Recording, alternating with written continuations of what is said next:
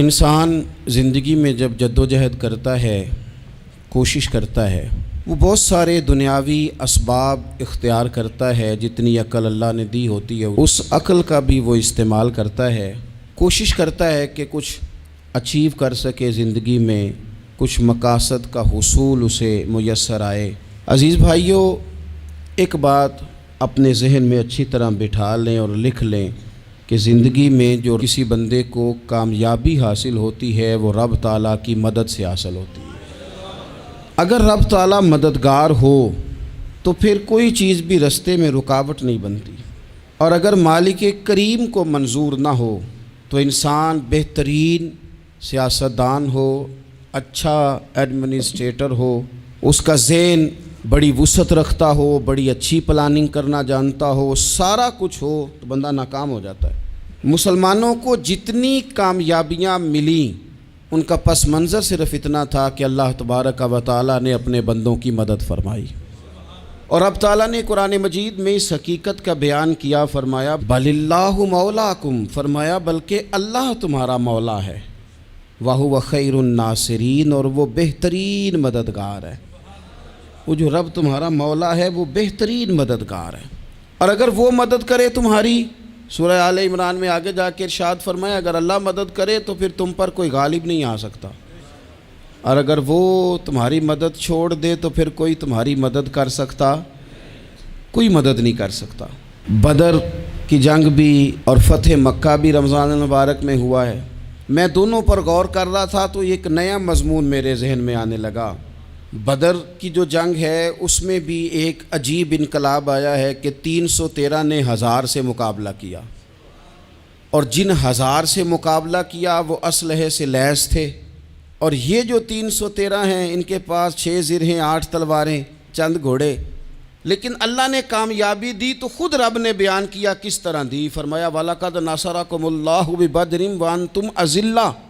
وہ کامیابی اس طرح ملی ہے کہ رب نے تمہاری مدد کی تھی، تم تو کمزور تھے، اللہ نے بدر میں تمہاری مدد کی، تم جیت گئے۔ وَلَقَدْ نَصَرَكُمُ اللَّهُ بِبَدْرٍ وَأَنْتُمْ أَذِلَّةٌ، اللہ نے بدر میں تمہاری مدد کی، تم تو کمزور تھے۔ پھر فتح مکہ نصیب ہوئی تو اس میں بھی بہترین منصوبہ بندی نبی پاک علیہ السلام نے فرمائی، بہترین حکمت عملی حضور نے اپنائی، لیکن ہمیں جو اللہ رسول نے بات سمجھائی وہ کیا ہے؟ اذا جاء نصر اللہ والفتح، فرمایا جب اللہ کی مدد آئی اور فتح نصیب ہو گئی۔ یہ اللہ نے مدد فرمائی تمہاری، یہاں بھی فتح مکہ بھی اللہ کی مدد سے، جنگ بدر بھی اللہ کی مدد سے۔ وہ جو مدد ہے اللہ تعالیٰ کی، جب وہ ہم یہ کرتے ہیں کہ ہم اپنی ساری زندگی سیاست کی نظر کر دیں، ہماری سیاست صرف ملک میں نہیں ہوتی، ہماری سیاست خاندان میں بھی ہوتی ہے، ہم گھر کے اندر بھی سیاست کرتے ہیں، ہم کسی خاص طریقے سے لوگوں کو اپنے پیچھے چلانا چاہتے ہیں، ہم ایک خاص اسلوب اختیار کرتے ہیں کہ لوگ ہمارے پیچھے چلیں۔ اس کا نقصان ہمیں یہ ہوتا ہے کہ سیاست جو ہوتی ہے یہ شطرنج کے ہیر پھیر کی طرح ہوتی ہے، تو اس کے راز بڑی جلدی کھلنے لگ جاتے ہیں، پتہ چل جاتا ہے کہ بندہ مخلص نہیں تھا، سیاست کر رہا تھا، طریقے سلیقے سے اس نے جوڑ کے رکھا ہوا تھا۔ ہم ہر جگہ سیاست کے بل بوتے پر چیزوں کو لے کے چلنا چاہتے ہیں، سیاستیں ناکام ہو جاتی ہیں، سیانے لوگ فیل ہو جاتے ہیں، بچتا صرف وہی ہے جس کے پیچھے رب تعالیٰ کی مدد شامل حال ہوتی ہے۔ اپنی زندگی کے اندر ہم جو کچھ بھی کر رہے ہیں، جس شعبے سے بھی ہمارا تعلق ہے، آج ہم نے اس بات پہ غور کرنا ہے کہ پہلے تو یہ غور کر لیں کہ جو کام ہم کر رہے ہیں کیا وہ کام ایسا ہے کہ اس میں اللہ کی مدد ہمیں ملے گی؟ اگر آپ کوئی معاذ اللہ ناجائز کام کر رہے ہیں، فعل حرام کا ارتکاب کر رہے ہیں، تو اس میں تو مدد الہی آئے گی نہیں۔ پہلے تو یہ دیکھیں جو کر رہے ہیں وہ کام مدد الہی والا ہے، اور اگر اللہ تعالیٰ کی مدد والا وہ کام ہے پھر اس پر غور کریں کہ کیا ہم نے مالک سے مدد کا سوال کیا ہے، ہمیں مدد میسر آ رہی ہے۔ وہ میں نے بزرگوں سے ایک بات سنی تھی، وہ بڑی یاد رہ گئی۔ وہ فرمایا کرتے تھے قابلیت بھی بڑی چیز ہے لیکن قبولیت سب سے بڑی چیز ہے۔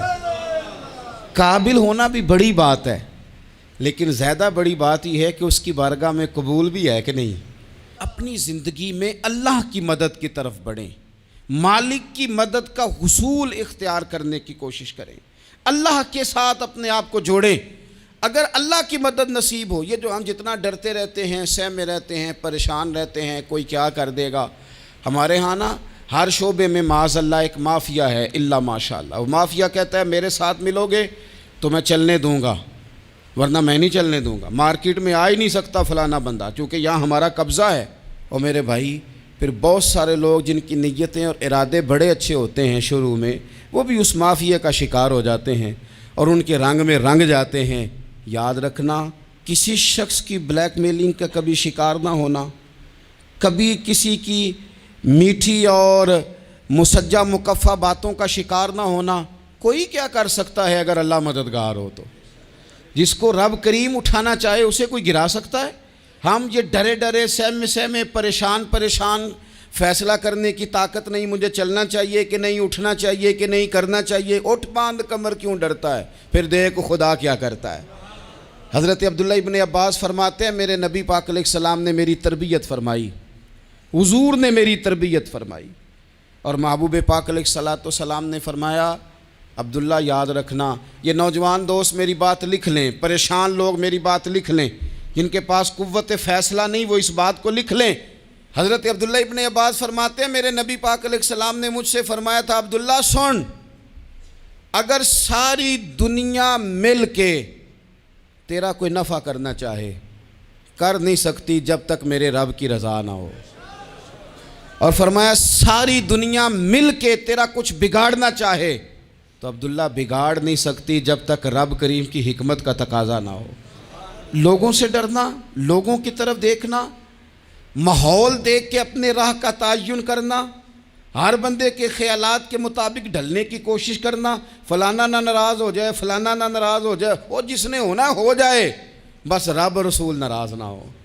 اپنی زندگی میں اپنے مالک کو مولا جان کے، بل اللہ مولاکم، اللہ تمہارا مولا ہے، وَهُوَ خَيْرُ النَّاصِرِينَ، وہ بہترین مددگار ہے۔ توجہ جب بھی کریں رب کی جانب کریں، اپنے دل کا قبلہ درست رکھیں، سوچوں کے زاویے سیدھے رکھیں۔ میرے بھائی مالک جب بندوبست کر دے نا، جب مالک بندوبست کر دے پھر ایسا بندوبست کرتا ہے کہ لوگوں کے پاس نا چارہ نہیں رہتا۔ حضرت مریم رضی اللہ تعالی عنہا پاک باز تھیں، مسجد میں رہی تھیں، پر مالک کی حکمت کے تقاضے بڑے عجیب ہیں نا۔ پھر جناب مریم کو اللہ تعالیٰ نے بغیر شوہر کے اولاد عطا کر دی۔ یہ بات ہی ایسی تھی، وہ کسی نے کہا تھا کہ مخلوق تو فنکار ہے اس درجہ کے پل بھر میں، سنگے در کعبہ سے بھی اصنام تراشے، تم کون ہو کیا چیز ہے داغ کبابی، لوگوں نے تو مریم پہ بھی الزام تراشے۔ تو لوگوں نے کہا کدھر سے لے آئی بچہ، تیرا باپ تو ایسا نہیں تھا، کہاں سے لے آئی؟ اللہ کرے میں آپ کو سمجھا سکوں، ذرا اپنے آپ کو وہاں کھڑا کریں کہ ایک پاک باز عورت، پاک باپ کی بیٹی، طیب ماں کی بیٹی، اور اللہ کے گھر میں پرورش پانے والی خاتون، ایک وہ وقت اور ایک یہ وقت کہ اس عورت کو کٹہرے میں کھڑا کر کے پوچھا جا رہا ہے کہ معاذ اللہ تیری گود میں بچہ جائز نہیں ہے، کہاں سے لائی ہے؟ اب خود سے صفائیاں بندہ کتنی کو دے، کتنی کو وضاحتیں کرے۔ اور میں نے تو اپنی زندگی میں دیکھا ہے زیادہ وضاحت دینے والے کو بھی لوگ جھوٹا سمجھنے لگ جاتے ہیں، زیادہ وضاحت دینے پر بھی لوگ کمزوری کا اظہار سمجھتے ہیں کہ کمزور پڑ گیا۔ آپ صلح کی کوشش کرتے ہیں، سامنے والا بزدل سمجھ لیتا ہے، زیادہ وضاحتیں بھی کمزور کر دیتی ہیں۔ اب حضرت مریم کو کٹہرے میں کھڑا کر کے کہا بچہ کس کا ہے؟ تو پھر خدا بندوبست جب کرے، اللہ جب مددگار ہو، تو پھر حضرت مریم کی گواہی درختوں سے نہیں دلوائی، اس نے پتوں سے نہیں دلوائی، پھر فرشتے نہیں بھیجے۔ حضرت مریم کہنے لگی مجھ سے نہ پوچھو، وہ جو پنگوڑے میں ہے اسی سے پوچھ لو، ان سے پوچھو نا، وہ کون ہے پوچھ لو، ان سے کر لو سوال۔ انہوں نے کہا پنگوڑے میں چند دنوں کا بچہ یہ جواب دے گا؟ مددگار تھا رب،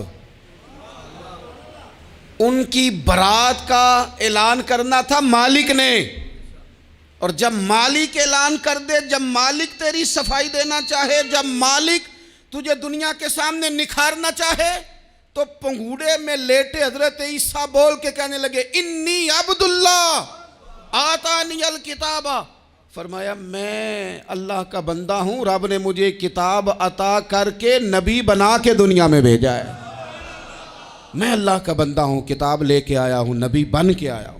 پھر پنگوڑے سے اعلان ہو گیا، پھر بچہ بول پڑا، اور یہ ایک دفعہ نہیں بات ہوئی۔ یہ بنی اسرائیل میں ایک جریج نام کے شخص بھی تھے جو نماز پڑھ رہے تھے، بعض نے لکھا ہے نفل نماز تھی، اماں نے پکارا تو آئے نہیں، تو ماں کے منہ سے نکل گیا تو اتنی دیر تک مرے گا نہیں جب تک کسی بے حیا عورت کا منہ نہ دیکھ لے۔ تو وہ عبادت گزار تھے، لیکن لوگوں نے ان کی عبادت، ریاضت، پرہیزگاری کو نہیں دیکھا، بس ایک عورت کو بھیج کے الزام لگوا دیا۔ وہ عورت آیا جایا کرتی تھی، اب آ جاتی ہیں عورتیں، مسئلہ پوچھنے کی نیت سے بھی آ جاتی ہیں۔ ماحول میں کچھ جگہ ایسی بھی ہیں جہاں عورتیں دم کرانے کے بہانے آ جاتی ہیں۔ وہ خاتون آتی جاتی تھی اس خانقاہ پہ، آستانے پہ، یہ بخاری میں موجود ہے، پھر اس نے کہا میری گود میں جو بچہ ہے یہ انہی کا ہے۔ مجھے بتائیں کیسے بندہ وضاحت دے؟ حالات خراب ہو گئے، لوگ کٹیا جلانے لگے، ماحول اور طرح کا بن گیا۔ میرے نبی پاک علیہ الصلوۃ والسلام فرماتے ہیں پھر اس رب کے بندے نے کہا مالک تو کریم ہے، تیری مشیت کا تقاضا آیا جو میری ماں نے جملے بولے تھے، پر اب میں وضاحت دینے کے قابل نہیں رہا، اب تو ہی کرم کرے گا تو دروازہ کھلے گا۔ تو وہ چند دنوں کا بچہ پنگوڑے میں بول کے کہنے لگا میں اس درویش کا نہیں، میں تو فلانے چرواہے کا بچہ ہوں، وہ جو بکریاں چراتا ہے۔ رب کی مدد کو پکاریں، اپنے ساتھ اپنے مالک کی مدد کو شامل کریں، تھوڑے رزق پر بھی گزارا اچھا ہونے لگ جائے گا۔ سارے لوگ آپ کو گرانے کی تدبیریں کر رہے ہوں گے اور مالک آپ کو عزتیں عطا فرما دے گا، اس کی بارگاہ سے حکمت کا تقاضا اور ہو جائے گا۔ ہم نے ساری زندگی لوگوں کو راضی کرنے میں گزار دی، ساری زندگی بڑھاپا آ گیا بچوں کو پالتے، اور بچوں نے آخری عمر میں کہہ دیا ابا اگر کوئی ڈھب کا کام کر لیتے تو آج ہمارے دن بھی پھر نہ جاتے۔ ساری زندگی گزار دی بہن بھائیوں کو راضی کرنے میں، ساری زندگی گزار دی ذمہ داریاں اٹھانے میں، ان کو 99 دفعہ دیا، ایک دفعہ نہیں دیا تو انہوں نے کہہ دیا تو نے تو کبھی دیا ہی نہیں، تو تھا ہی نہیں۔ ساری زندگی محلے داروں، علاقے والوں کو راضی کرنے میں گزار دی، اور میں نے ایسے لوگ بھی دیکھے دین کے لیے وقت گزارا، لیکن جب بڑھاپے میں دانت کام نہ کرتے تھے تو وقت کے مفتیوں کو بھی مسجدوں کی کمیٹیوں نے کہہ دیا اب آپ کی سمجھ نہیں آتی، ہم نے خطیب کو یور رکھنا ہے، نہ دیکھو دنیا کی طرف، دنیا رلا دیتی ہے، نہ راضی کرو بندوں کو، بندے تھکا دیتے ہیں، نہ پیچھے بھاگو ہر وقت دنیا داروں کے، یہ انسان کو کمزور کر دیتے ہیں۔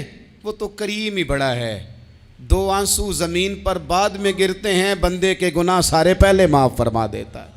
اللہ کی مدد کا حصول، اپنے مالک کی مدد کی طرف بڑھنا، آپ کو بدر کی جنگ بھی یہی درس دے گی، آپ کو احد کا میدان بھی یہی سبق دے گا، فتح مکہ بھی یہی سبق دے گا۔ میرے دوستو جب رب مدد فرمائے، جب اللہ مددگار بنے، دوستوں سے ایک بات اکثر کرتا ہوں، میں کہتا ہوں کہ جتنے درد سے آپ امیر کو اپنی کہانی سناتے ہیں نا، اور جس طرح آپ کے آنسو بات کرنے سے پہلے گر جاتے ہیں کہ غریب ہیں، بچیاں ہیں، کاروبار نہیں، او میرے سنگیو، اس سے آدھے آنسو اپنے رب کی بارگاہ میں بکھیرو، اس کے حضور عرض گزار ہو جاؤ، اس سے طلب کرو۔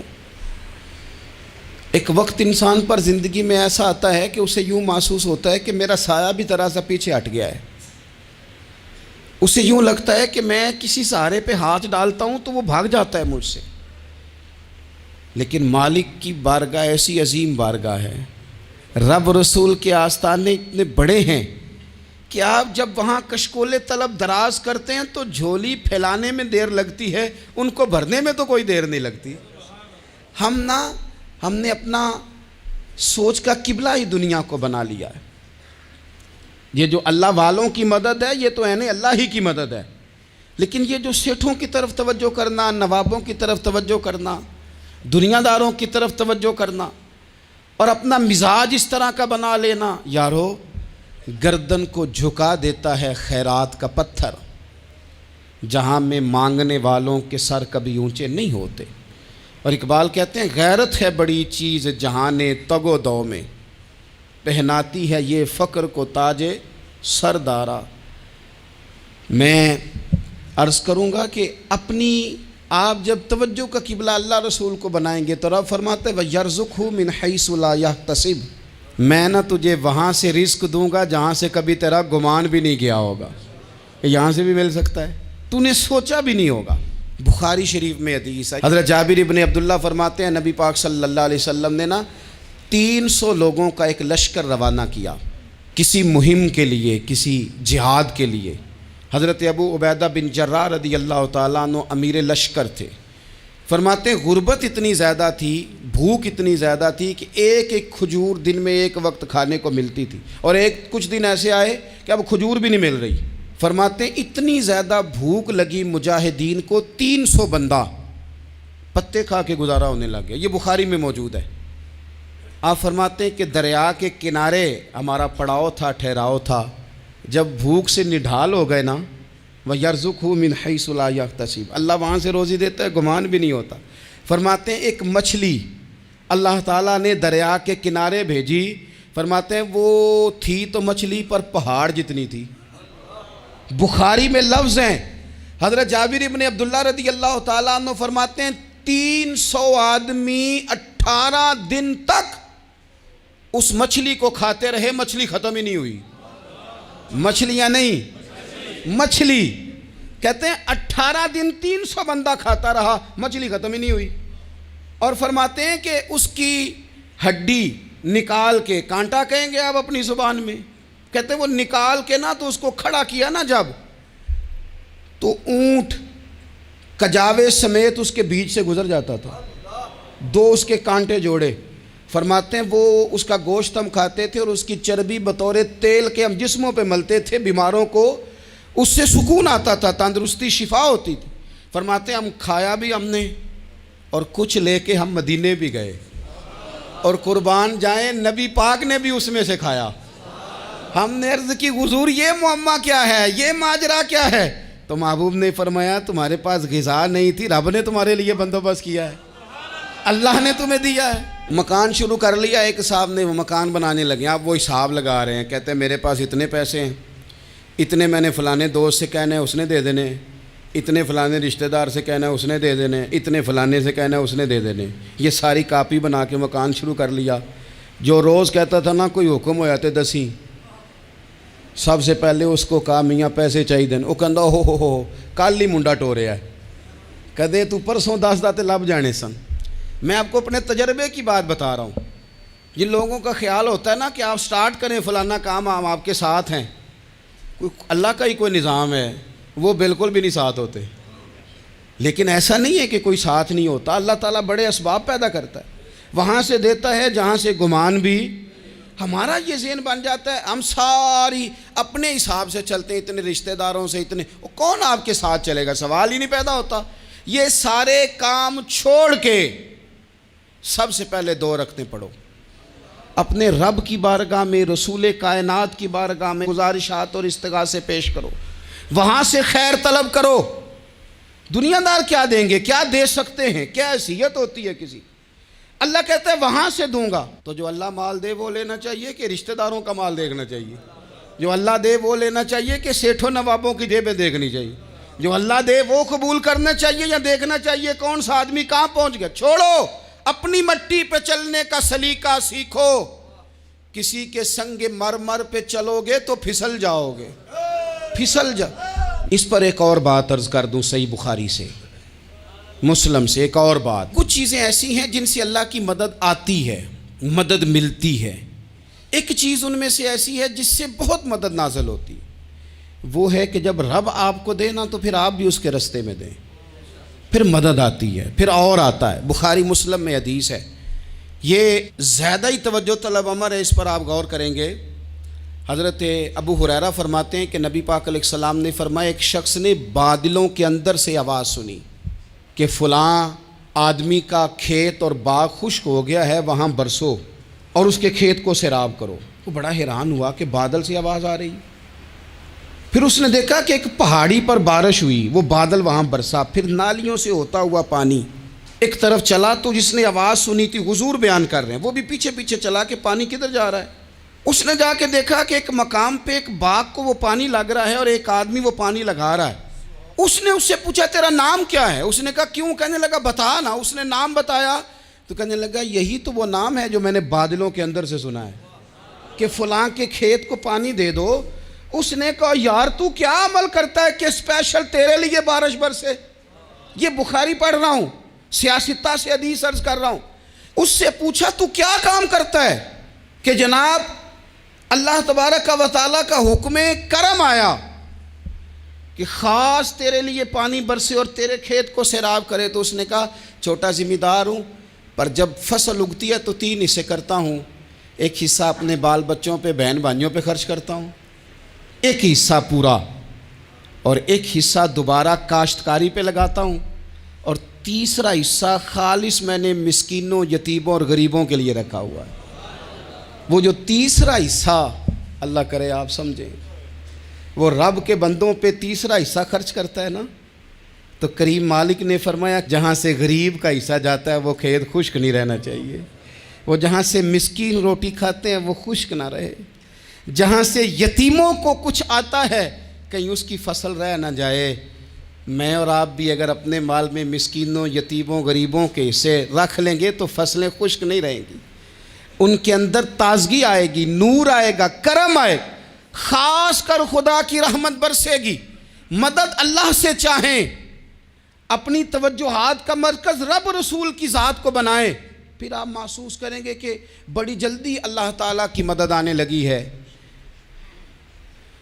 کبھی آپ صرف کہہ دیں نا میرا رب میرے ساتھ ہے، اس لفظ میں اتنی طاقت ہے کہ دشمن ویسے زیر ہو جاتا ہے۔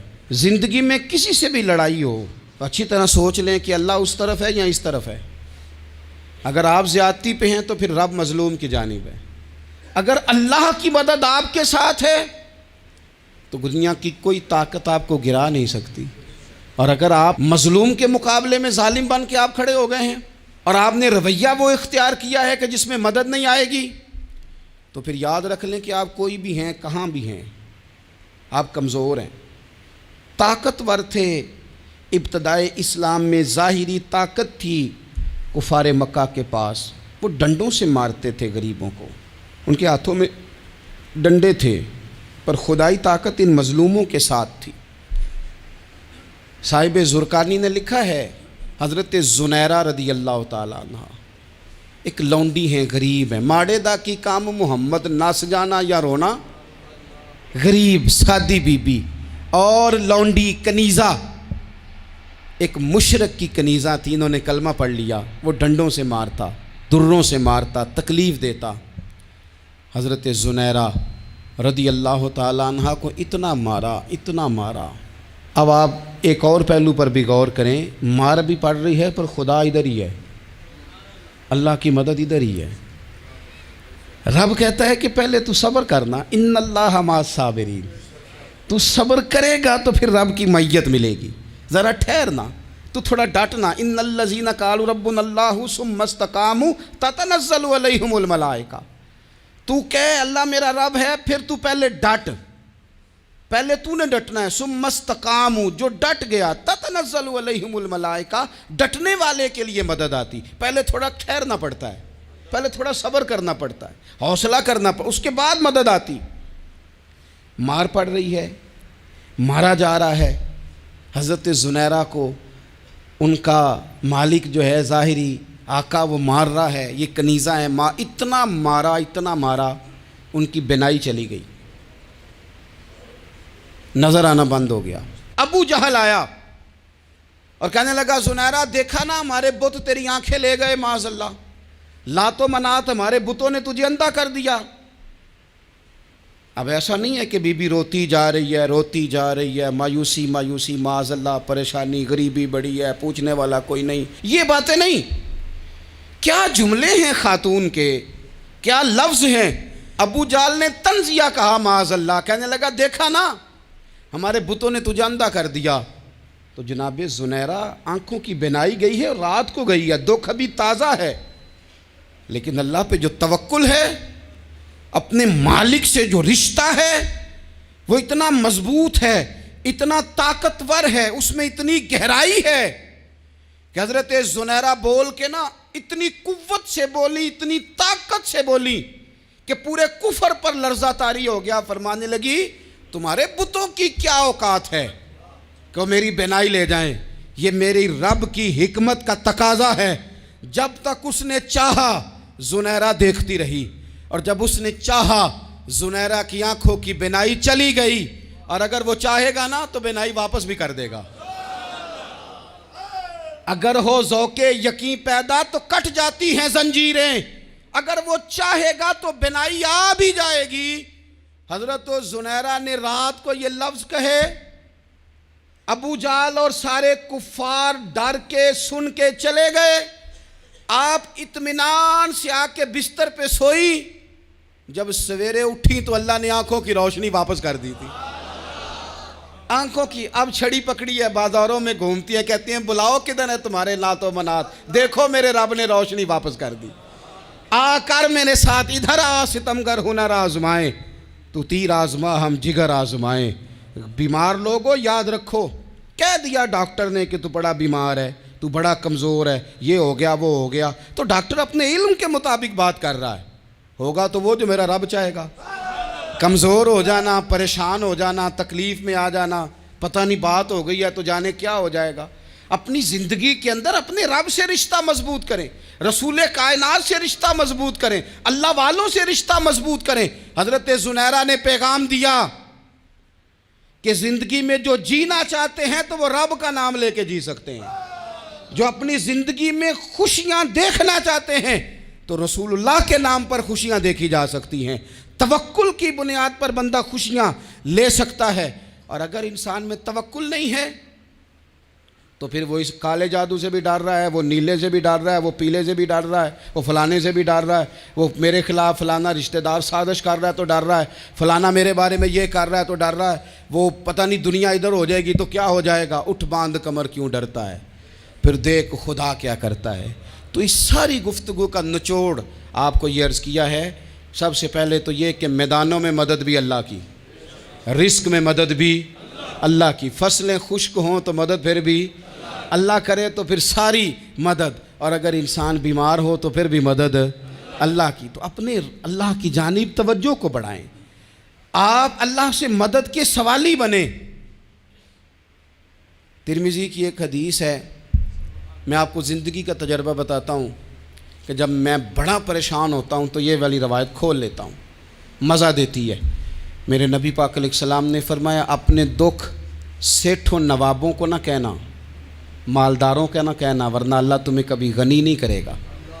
فرمایا اپنے دکھ اپنے رب کی بارگاہ میں عرض کرنا، جلدی کرے یا دیر سے کرے اللہ تمہیں لوگوں سے بے نیاز کر دے گا، اللہ تمہیں غنی کر دے گا۔ رات کو بیٹھو نا اس کی بارگاہ میں، اسے دکھڑے سناؤ، چھوٹی چھوٹی باتیں۔ حضور نے فرمایا نمک بھی مانگو تو رب سے مانگو، چھوٹی چھوٹی بات سے شروع کرو نا۔ جب بندہ شروع کرتا ہے نا چھوٹی چھوٹی چیزیں تو بڑی ساری چیزیں یہ اس طرح ہوتا ہے جیسے بندہ رب سے گفتگو کر رہا ہے، مالک مجھے یہ چاہیے، مالک میں یہاں کمزور ہوں، اللہ میں یہاں پریشان ہوں۔ آپ یہ کر کے تو دیکھیں، لمبی لمبی دعائیں مانگ کے تو دیکھیں، اس کے حضور جوڑ کے تو دیکھیں، آپ دیکھیں گے راحت کتنی ہے، سکون کتنا ہے۔